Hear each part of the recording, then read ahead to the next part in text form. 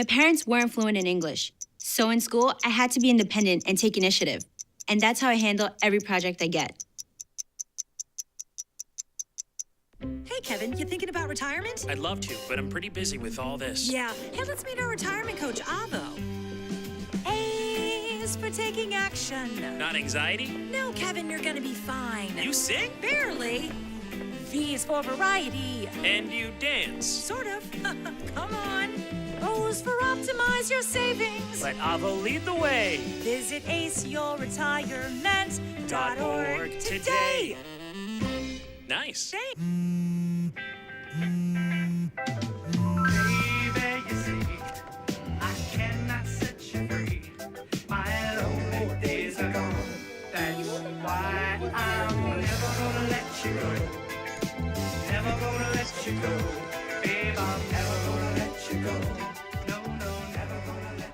Here you go. Thank you. Thank you.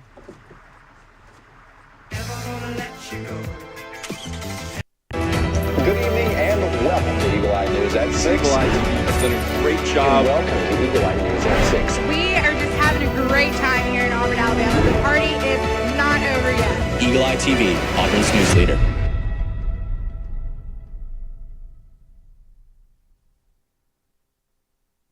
Evening. Welcome to Eagle Eye News at 6. Tonight, it's almost finals week. We hear how Auburn students are dealing with that and more. Also, a murder suspect is found thanks to an incredible coincidence. Plus, the New York Times is suing the Department of Defense.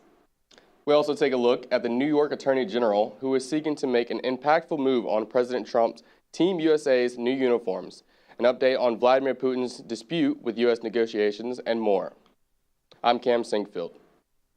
And I'm Lucy Chapman. Let's get right into it. Our top story of the night, college campuses around the country are nearing the end of the semester, meaning that finals week is nearly upon us. Eagle Eye's Lucas Hazelrig has more on how Auburn students are handling their stress during this time of the school year. As finals week quickly approaches, Auburn students are filling up libraries and study halls across campus to prepare to end the semester strong. As all students know, stress and anxiousness can build up quick as we get closer to the back end of the fall semester. The week before finals can be a difficult one, as it can be hard to keep your priorities in order. The study halls are as full as ever this week, so we caught up with a couple of students in between their study breaks to hear what's going through their minds. My stress level is pretty low because I only have one exam, but something that I'm doing is just taking time to myself, and next week I'm going to really focus on studying for my exam. My major is genetics, and I would say this semester it's been kind of up and down. And I am kind of excited for next semester just to see how it's going to be. I am not stressed. I'm doing well about it. And yeah, the semester is doing great. It's doing well. I'm doing all my tests and all that. I got A+ every time. Some students approach finals with an easygoing mindset, trying not to let the madness consume them, like Auburn sophomore Jalen Walker. I really think just preparing, studying, just getting ahead of everything, and just taking a break. Like this week, I'm going to take a break. This weekend, I'm going to rest a little, go bowl, do something fun, and then get ready to study because next week's going to be hard and that's going to be fun. Trying to conquer finals week is no easy task, but when it's over, we can all be thankful for that sweet, sweet winter break that lies ahead. For Eagle Eye TV, I'm Lucas Hazelrig. That's right. We've just got to get through the next week to make it to the holidays. Thanks, Lucas. Jobless claims fell sharply during the shortened Thanksgiving week. New Labor Department data shows 191,000 people applied for first-time unemployment benefits during the week that ended November 29th. That's a drop of 27,000 from the prior week's revised tally. However, claims activity typically dips during holiday weeks. Continuing claims fell by 4,000 to 1.93 million for the week that ended November 22nd. The level of continuing claims remains near a 4-year high. It indicates that it's hard for people to find work when they lose their job. Hiring activity has slowed this year amid heightened levels of uncertainty, waning consumer confidence, and household affordability concerns. A new poll shows young Americans have little confidence in institutions and widespread economic concerns. According to a Harvard Institute Politics survey, just 32% of adults under 30 describe the U.S. as a healthy democracy. 64% call it system in trouble or one that has completely failed. President Trump's approval rating currently stands at 29% among young adults, with congressional Democrats and Republicans at 27% and 26%, as for the national issue that concerns them most. 29% named economic issues, 18% named issues relating to government, politics, and democracy, and 10% named immigration-related issues. Overall, only about half of young adults say they'll definitely or probably vote next year. It's just 28% say they consider themselves to be politically engaged, though few say they're tuned out of the political news altogether. GOP lawmakers are divided over whether to extend the Enhanced Affordable Care Act premium subsidize. But according to a new poll, 72% of Republicans enrolled in Obamacare don't want the beefed-up subsidize to lapse. The same is true for 95% of Democratic enrollees and 84% of independents. The extra subsidies are set to expire at year's end. If the extra subsidies do lapse, the premiums enrollers pay could more than double on average next year. According to nonpartisan health policy research group KFF, more than 9 million Republicans and Republican-leaning independents depend on the ACA for the health insurance this year. The Senate is expected to vote as early as next week on the fate of ACA. Costco is suing the Trump administration and alleging some tariffs are unlawful. It appears to want a refund. If retailers want a separate but related Supreme Court case, Costco says it's been trying to keep down prices, but says tariffs make that difficult. It imports many items it sells and has to pay any applicable duties on those goods. The Trump administration is trying to convince the Supreme Court to let the tariffs stand. Costco has not yet specified how much the tariffs have cost the company. Some experts say other companies may also file suit to try to get money back if the tariffs are ruled unlawful. Let's take a quick break, and when we come back, you'll get your weekly weather update with Eagle Eye's Kayla Dudinsky. You're watching Eagle Eye News at 6. Don't go anywhere. We need to go meet the guys. I'm lit. Can you drive? Pool party at Jesse's. Can you drive? Will you drive? I'm a little toasty.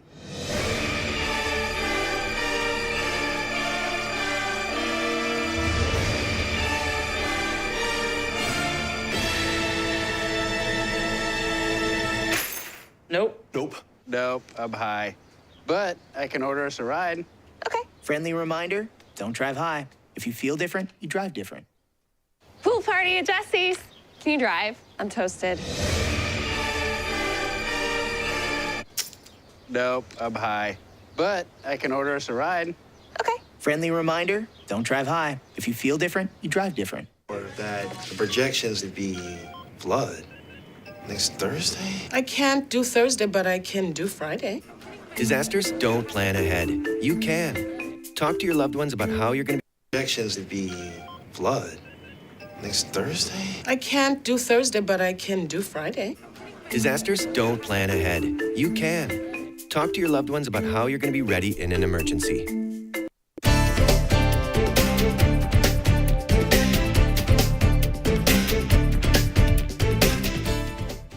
Welcome back to Eagle Eye News at 6.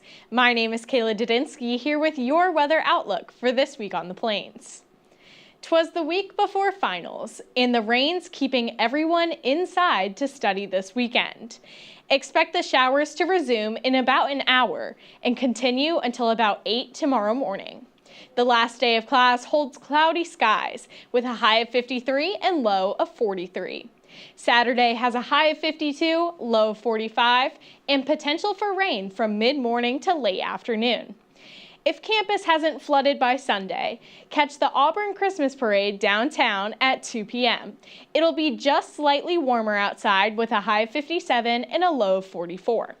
My suggestion, after the parade, stop in the Rain Culinary Science Center and take a look at the Auburn Gingerbread Village, created by a very talented pastry team. After some dreary weather, it'll be nice to finally see the sun again next week.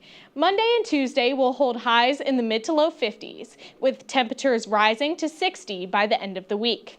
We'll see sunny skies starting mid-Monday with no potential for rain.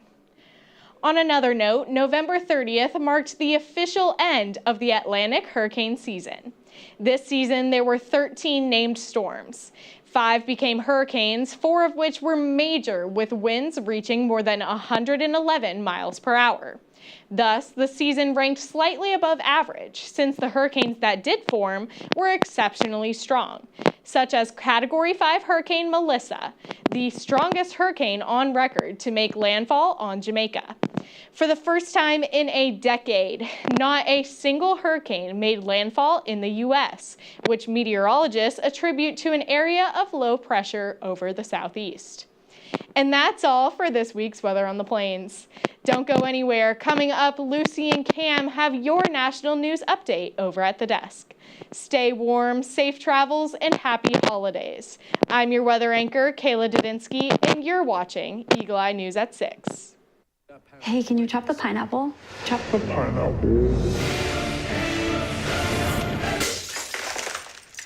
Nope. I'm high. How about I wash off the grapes? Yes. Okay. You're already making good decisions when you're high. I want tacos. Will you drive? I'm a little toasty.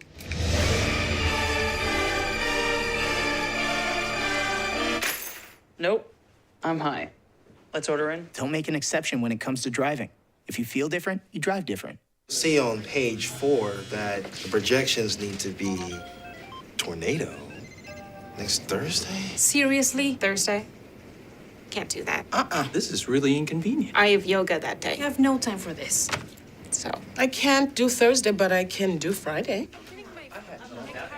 Disasters don't plan ahead. You can. Talk to your loved ones about how you're going to be ready in an emergency. Don't wait. Communicate. I want to eat apples and bananas. I need to eat apples and bananas. Why can't I eat apples and bananas? Support the Feeding America nationwide network of food banks to help provide meals to those in need. Join us at feedingamerica.org.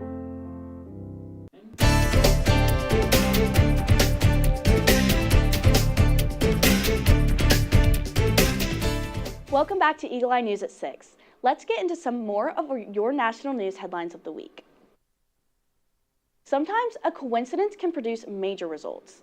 That was the case in Sacramento County, California, when a longtime sheriff spotted a man suspected of murder. Michelle Bander reports.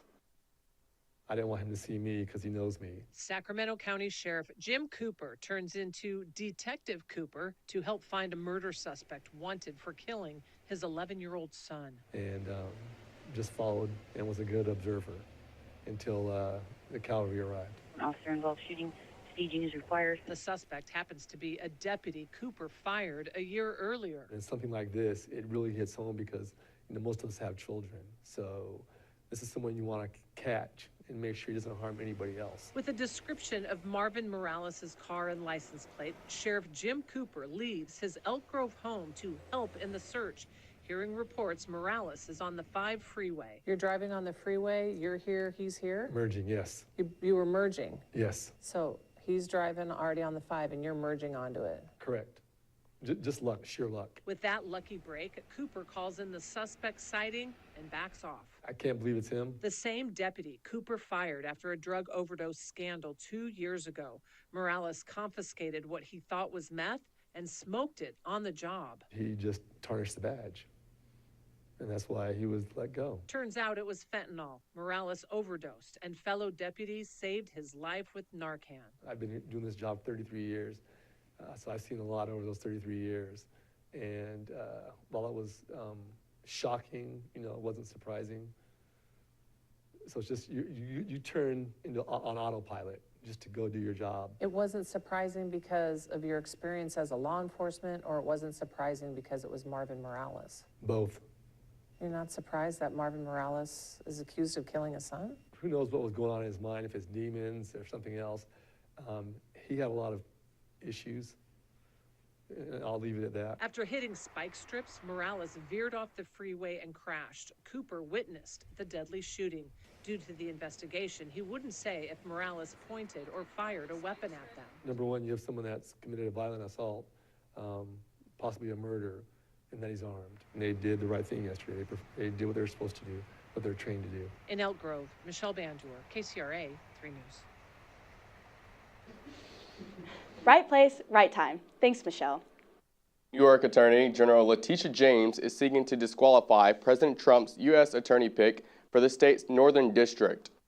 John Sarcone was appointed to the position as an acting U.S. attorney by the Trump administration and soon began investigating the state's civil case against Donald Trump. He issued subpoenas in that case for records relating to the Trump Organization's finances as well as the National Rifle Association. Lawyers for James' offices will be in court Thursday, arguing that Sarcone's appointment is improper and the subpoenas are invalid. This is the latest in the string of challenges to Trump's U.S. attorney picks. 4 other acting U.S. attorney appointments have already been ruled unlawful. The New York Times is suing the Department of Defense. The lawsuit is set to be filed in federal court in Washington, D.C. It's over the Pentagon's new restrictions on press access that were instituted in October. Pentagon beat reporters turned in their press passes rather than sign on to the restrictions. The Pentagon Press Association represents the bulk of the beat reporters who refused to go along with the new restrictions. The group said it is encouraged by the Times' effort to step up and defend press freedom. The suit seeks the repeal of the new policy. The Defense Department Defense Secretary Pete Hegseth and the Chief Pentagon spokesman Sean Parnell are named as defendants in the lawsuit. The Times noted that dozens of news outlets have taken a collective stand against the access restrictions, including conservative outlets like Fox News and Newsmax. Ralph Lauren unveiled the Team USA uniforms for the opening and closing ceremonies for the upcoming Winter Olympics in Italy. The company spent 2.5 years on the uniforms, which are made entirely in the United States. This is the 10th Olympics in a row Ralph Lauren has designed Team USA's uniforms. There's also a broader Team USA collection by Ralph Lauren available to the public. The line for men, women, and kids is now available at select Ralph Lauren stores across the United States, online and in select department stores. The opening and closing ceremonies are set for February 6th and 22nd. 5 hours of talks between Russian President Vladimir Putin and top United States negotiators did not yield a breakthrough on a possible Ukraine peace deal, a Kremlin aide said on Wednesday. The U.S. has yet to publicly comment on the talks, and even Ukraine's President Zelensky has not weighed in on the latest efforts to reach a deal to end the 3.5-year war. So what is this signal? CNN's Nick Patan-Walsh reports. I think what's remarkable at this particular stage is how little indeed we know of the detail of Russian President Vladimir Putin's response to the proposal brought to him by Trump envoy Steve Witkoff and Trump's son-in-law Jared Kushner. We know from aide Yuri Ushakov that a 28-point plan was presented with perhaps 3 or 4 other documents, that some of it was rejected, some of it was potentially to their liking. But we've heard very little elaboration from President Volodymyr Zelensky himself, who has said that his team is open to contacts, be they in person or on the phone with the American side going forwards, and hope they happen reasonably soon. His chief negotiator, Rustem Umerov, has met with European national security advisors in Brussels, presumably a bid to try and come up with a forward strategy after that Kremlin meeting. It's likely that Umerov has heard some of the results of what Witkoff heard.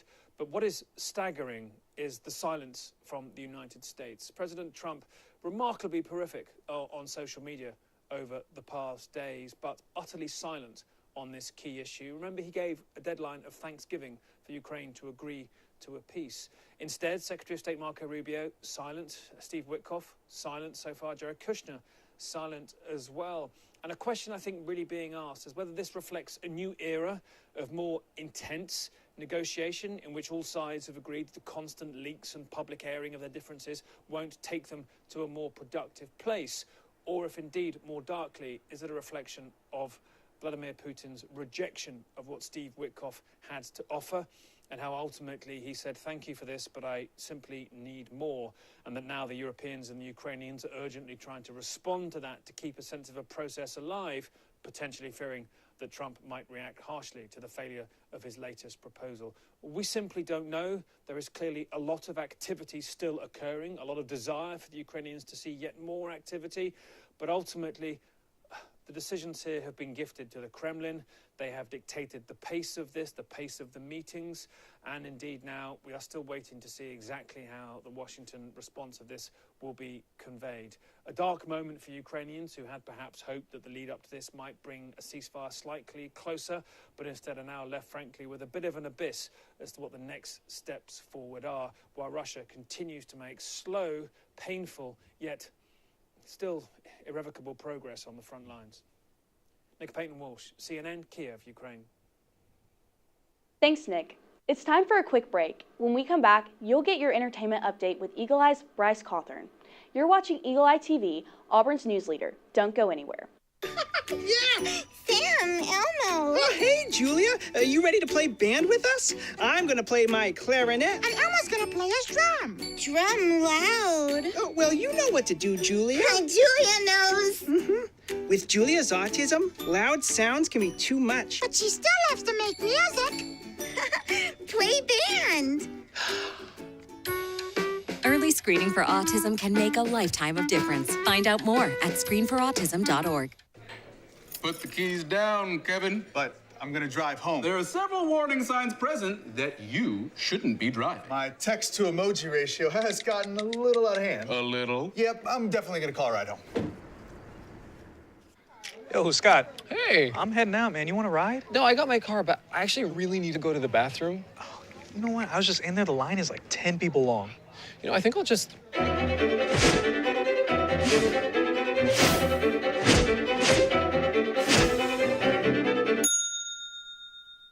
Dude, are you okay? You wouldn't believe what I was just thinking. I am definitely buzzed. Yeah. I think I will take this, and I will take that ride home. Smart man.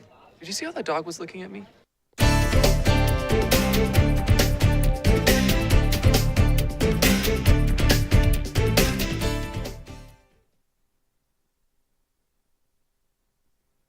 I'm Bryce Cawthorn here with your entertainment update. Let's jump right into it. A GameStop customer is now $30,000 richer after trading in a rare Pokemon card.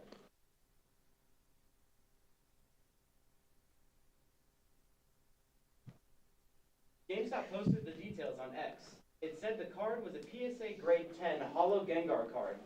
It was brought into a store in Grapevine, Texas on December 1st and had a fair market value of nearly $34,000. GameStop authenticated the card for $30,000. The retailer said it is the most valuable single trade-in ever reported in GameStop history. No words on the identity of the customer. Yeah, Sam, Elmo. Oh, hey, Julia. Are you ready to play band with us? I'm going to play my clarinet. And Elmo's gonna play his drum. Drum loud. Oh, well, you know what to do, Julia. Julia knows. Mm-hmm. With Julia's autism, loud sounds can be too much. But she still loves to make music. Play band. Early screening for autism can make a lifetime of difference. Find out more at screenforautism.org. Put the keys down, Kevin. But I'm gonna drive home. There are several warning signs present that you shouldn't be driving. My text to emoji ratio has gotten a little out of hand. A little? Yep, I'm definitely gonna call a ride home. Yo, Scott. Hey. I'm heading out, man. You want to ride? No, I got my car, but I actually really need to go to the bathroom. Oh, you know what? I was just in there. The line is like 10 people long. You know, I think I'll just...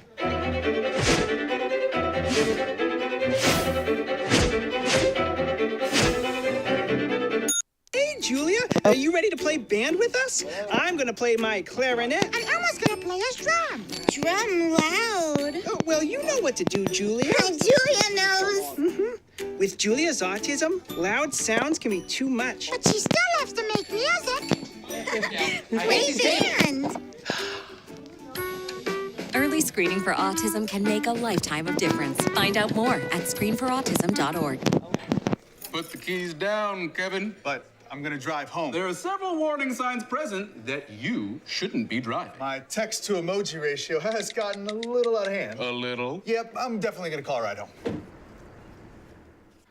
Yo, Scott. Hey. I'm heading out, man. You want to ride? No, I got my car, but I actually really need to go to the bathroom. Oh, you know what? I was just in there. The line is like 10 people long. You know, I think I'll just... Hello.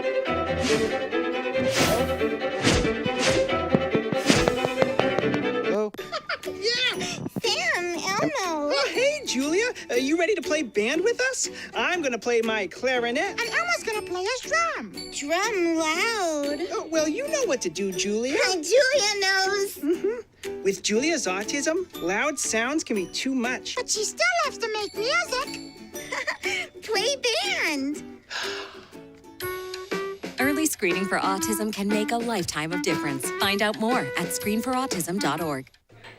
Put the keys down, Kevin. But I'm gonna drive home. There are several warning signs present that you shouldn't be driving. My text to emoji ratio has gotten a little out of hand. A little? Yep, I'm definitely gonna call a ride home. Yo, Scott. Hey. I'm heading out, man. You want to ride? No, I got my car, but I actually really need to go to the bathroom. Oh, you know what? I was just in there. The line is like 10 people long. You know, I think I'll just...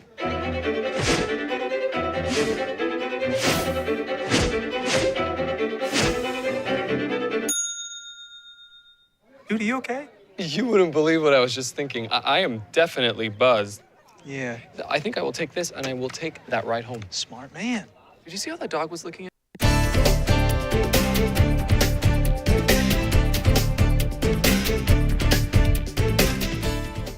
Happy holidays, everyone, and welcome back to Eagle Eye News at 6. I'm Bryce Cawthorn here with your entertainment update.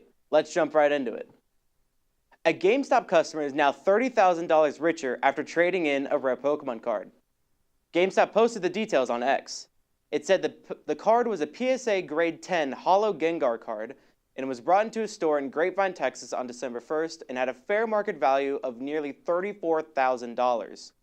GameStop authenticated the card and paid the customer just over $30,000.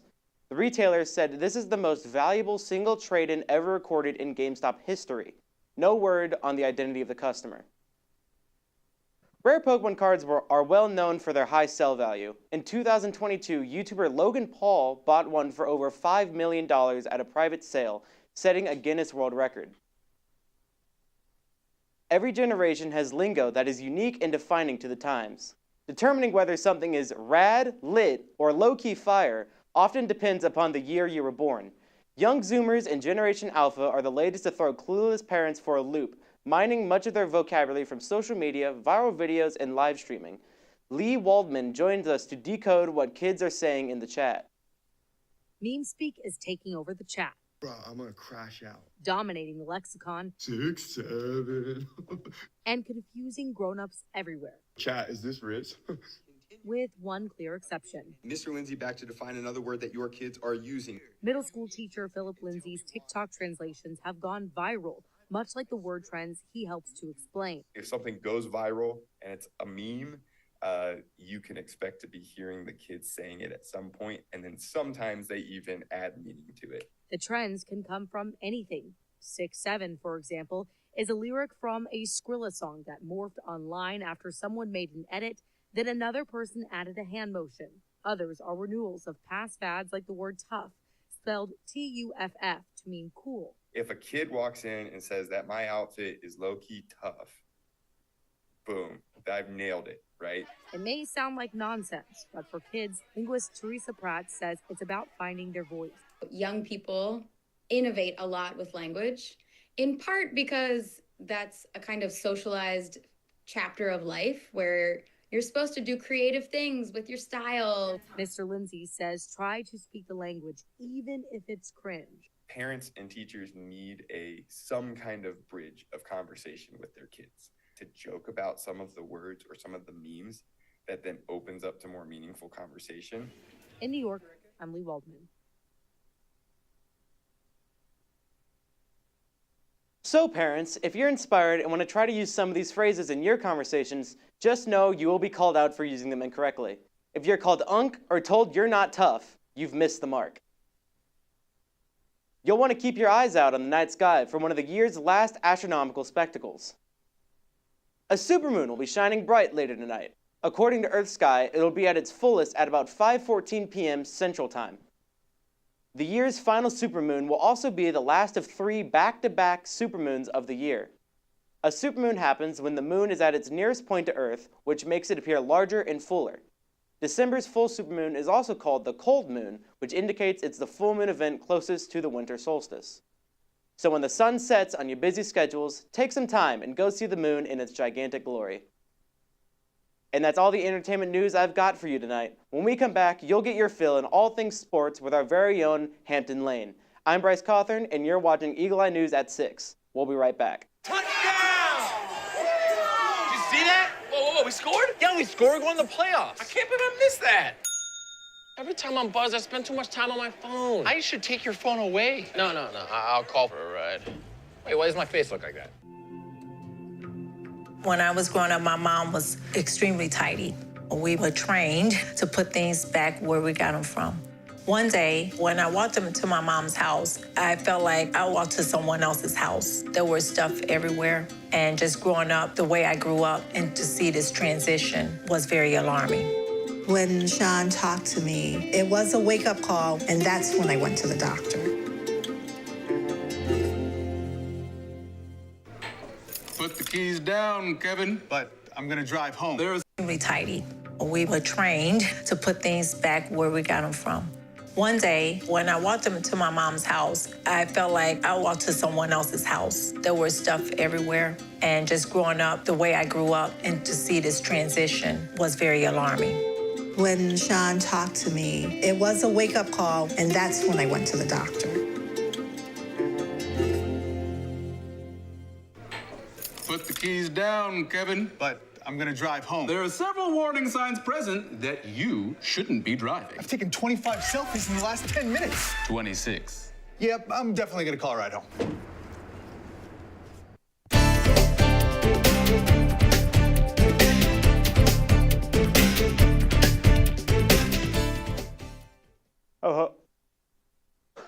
Ho, ho, ho. Welcome back to Eagle Eye News at 6. I'm Hampton Lane, back with your Auburn sports update. Let's get right into it. Firstly, volleyball unfortunately ended their season last week, falling 3-0 against Kentucky in the third round of the SEC tournament. This was just a day after he completed a reverse sweep against Oklahoma up in Savannah. But now Brent Crouch and the Auburn Tigers will now look towards the next season, well, they'll try actually to be a lock for the SEC tournament. Now for football, the sport that broke so many of our hearts this year, with 6 one-score losses, lost 27-20 this past week in the Iron Bowl. After Alabama went up 17-0 early in the first half, Auburn came roaring back to the game to tie the game at 20. Behind the explosive plays of Malcolm Simmons finished the game with 3 catches for 143 yards, including a 64-yard touchdown. But like many of the past Iron Bowls in Jordan-Hare, Alabama in the fourth quarter is inevitable to win in dramatic fashion, as Ty Simpson hit Isaiah Horn for his 3rd touchdown of the day on a 4th and 2 in the red zone. It isn't only a disappointment for Auburn football that welcomed Alex Golesh to the Plains on Monday. Sophia Weber has the story. The Auburn football team finished their season with an Iron Bowl loss on Saturday, but 48 hours later, they welcomed a new coach to the Plains. A Tiger Walk and pep rally was organized by Auburn Athletics to welcome Alex Golesh. He was met by a mass of Auburn fans eager to give a warm welcome. It's kind of like a family environment here at Auburn, and I think it's important that we show our support for our coach early and that we know we have his back. We lost a bunch of close games, kind of ready for a new change. Golesh is regarded as a change maker in programs. True to tradition, cheerleaders led the way, and Golesh shared a moment with athletic director John Cohen, who named him the 33rd head coach of Auburn football. Coming straight from the University of South Florida 24 hours ago, he shared what fans can look forward to in the next year. This is going to be the most exciting brand of football we have played around here for a really, really long time. We're going to play really hard. We're going to be tough. We're going to do things the right way. We're bringing championships right here to Auburn! Rallying the entire Auburn family, Golesh wasted no time getting to the signature salute. I appreciate you. War Damn Eagle! Members of the Auburn marching band performed as he was escorted to a press conference. Stay with us for the Golesh era, and we'll see you on A-Day. For Eagle Eye TV, I'm Sophia Weber. Now for men's basketball, the Tigers played in the Players Era tournament over Thanksgiving break, going 2-1 with wins over Oregon and St. John's, 84-73 and 85-74 respectively. The only loss came to Michigan, which honestly dominated the whole tournament. Auburn came back last night to host NC State as part of the ACC-SEC Challenge, where they won 83-73. Kevin Overton and Keyshawn Hall combined for 57 points, including 34 in just the second half. This game marked Hall's 6th time this season going over the 20-point mark, and he tied a season-high 28 points in the win. Auburn will look to keep this momentum going on both sides of the ball, as the Tigers have another huge test upcoming. The Tigers will travel to Tucson, Arizona on Saturday to face the number 2 Arizona Wildcats on ESPN at 9 p.m. That's all I have for you tonight. When we come back, you'll get a business consumer update from Cam and Lucy at the desk. You're watching Eagle Eye News at 6. We'll be right back. There was an old woman who lived in a shoe. She had so many children, she didn't know what to do.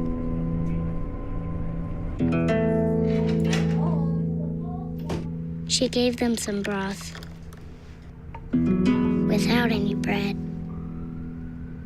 and kissed them all soundly and put them to bed.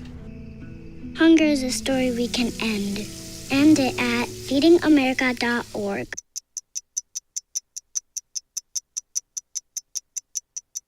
I was living in a shelter juggling 3 jobs. I had to be resilient. That's something that you can't teach. You can achieve a lot using your imagination. I mean, I don't like to brag, but... Wait, who's that? And why is she all over these achievement awards? But with STEM, the sky's the limit. Shaboom! Use STEM to envision. Okay, I'm seeing it. Yeah. Invent. Got any ideas? I've got a few, actually. And create a better world. Told you she's super smart. If she can STEM, so can you. Find out more at SheCan.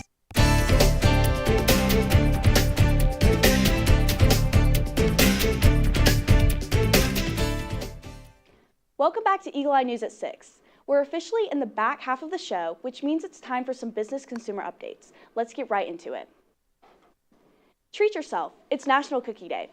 The name cookie derives from the Dutch word koekie, meaning little cake. But in most English-speaking countries, cookies are called biscuits. Macaroons and gingerbread cookies were popular in the 17th century when the treats first came to America. Today, and especially with the holiday season now in full swing, all kinds of cookies are easy to find. Here are some special offers for today to save you on some dough. Online, Nestle Toll House is giving away free cookie taco kits while supplies last. At Insomnia Cookies, the first 100 rewards members can get a free Snowball Classic cookie. At Crumble, if you buy a 6-pack of cookies, you'll get the 7th for free. Get it? 6-7. So all of you Auburn students preparing for finals, treat yourself. You've got an excuse today. There's nothing vanilla about Cloud Dancer. That's the shade crown color of the year for 2026 by the Pantone Color Institute. The organization, considered a top authority on color, forecasts trends, advises brands, officials. They say Cloud Dancer is, quote, a billowy, balanced white imbued with a feeling of serenity. Pantone's executive director added that Cloud Dancer also signifies people's desire for a fresh start. The Institute makes this annual decision after digging deep into current cultural references and then focusing on our color family.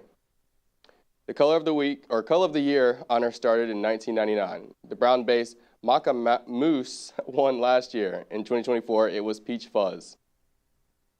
For a guy associated with words like stink, stank, stunk, he sure does make a tasty meal. McDonald's has launched a Grinch meal this holiday season, which includes a new menu item, Dill Pickle McShaker fries. The fries come in the Grinch meal along with your choice of a Big Mac or a 10-piece McNugget. Much like McDonald's iconic Happy Meal, it comes with a prize, Grinch-themed holiday socks. The Grinch meal launched on December 2nd, but it is only available for a limited time. It was all hands on deck at the Nevada Woodchuck Shop. The handmade toys they spent nearly a year making are ready to go boxed up and handed out to kids this Christmas. Terry Russell has more. Nevada Woodchucks were geared up to get their handcrafted toys out the door. But first, a moment of silence for a member who recently passed. Okay, thank you very much. He will be missed desperately. And now on to the fun part of this club. The energy quickly shifts as members get to work, sorting, boxing, and placing them on tables reserved for agencies like the Salvation Army, the Early Head Start program, and Catholic Charities. They're so gorgeous. People are just, they're astonished at how well built they are and hand painted, and they're so cute. They're some of the best toys we get. In all, more than 2,000 toys were created this year for needy kids. This is my toy inventory count, and how many of each toy go to each charity. So I've got 4 pages. We brought you here 2 weeks ago as woodchucks were finishing up with their work. Stick horses, cradles, toys on wheels, sanded and painted. Built with integrity, the woodchucks are a humble bunch.